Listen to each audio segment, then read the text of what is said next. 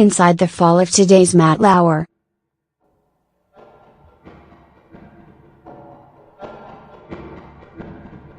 Late Tuesday, NBC chairman Andy Lack went to the apartment of his dear friend and biggest star, Today Show host Matt Lauer, and fired him. For weeks, amidst the deluge of revelations about sexual misconduct by powerful men in media, executives at NBC News had been hearing rumors of stories being reported at Variety and the New York Times about Lauer's alleged sexual relationships with NBC bookers and producers. Those executives asked Lauer if there was anything that he thought we should know or could fit into this category, and he adamantly denied that there was.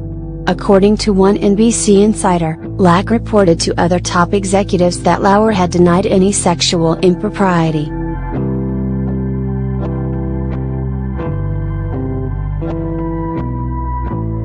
Then, on Monday, a woman who had already met with the New York Times, but who wished to remain anonymous, went with her lawyer to meet with representatives from NBC's Human Resources Department to lodge a formal complaint about Lauer. According to a person familiar with her complaint, neither rape nor assault was used in her complaint to NBC. Nevertheless, the complaint was serious and specific enough to result in the firing of NBC News' biggest star and most powerful figure. The allegation related to an inappropriate sexual relationship that started when the colleagues were covering the Olympics in Sochi.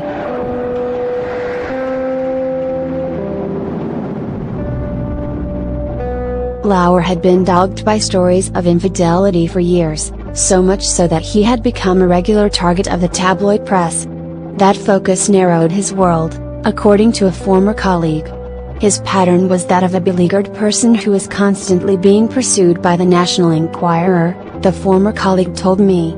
He was their target number one. The Enquirer regularly ran stories on Lauer's rumored affairs. The Enquirer was suspected to have a crew on him, and he couldn't do anything, the former colleague told me.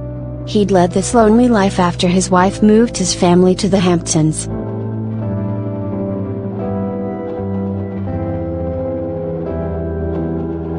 He was always being followed. He would frequently eat alone at a restaurant, Donahue's Steakhouse, near his apartment on the Upper East Side. So I think the only place he could really operate was in his office and then when he was on the road. And there was a lot of him bringing attractive young women into his office for counseling and where he would talk to them about their career. The Variety story about Lauer's sexual misconduct, published Wednesday, based on the accounts of more than 10 current and former employees, reports that he could lock the door to his office from his desk.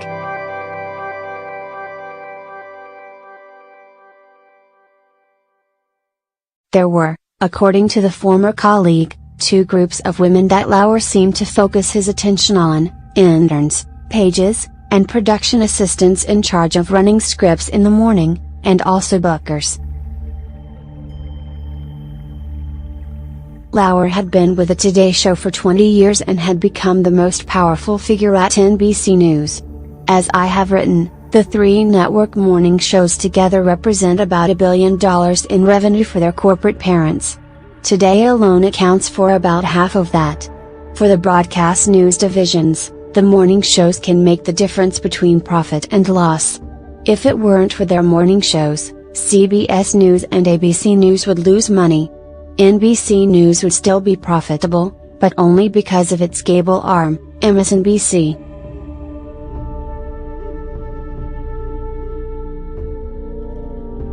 Inside television's biggest cash cow, Lauer had become an indispensable figure. He is one of the highest paid men in television news, reportedly making up to $25 million a year through at least 2018 under the terms of his latest contract, though how to end his contract was still unknown at press time.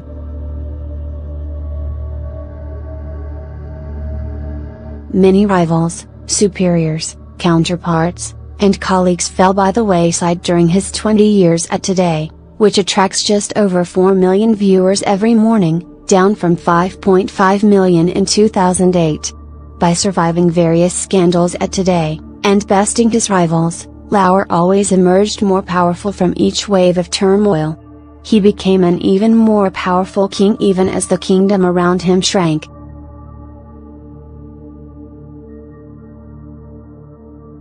After NBC's announcement this morning, President Trump, who was a major presence inside NBC for years when he starred on The Apprentice, tweeted, "Wow, Matt Lauer was just fired from NBC for inappropriate sexual behavior in the workplace. But when will the top executives at NBC and Comcast be fired for putting out so much fake news?" Check out Andy Lack's past.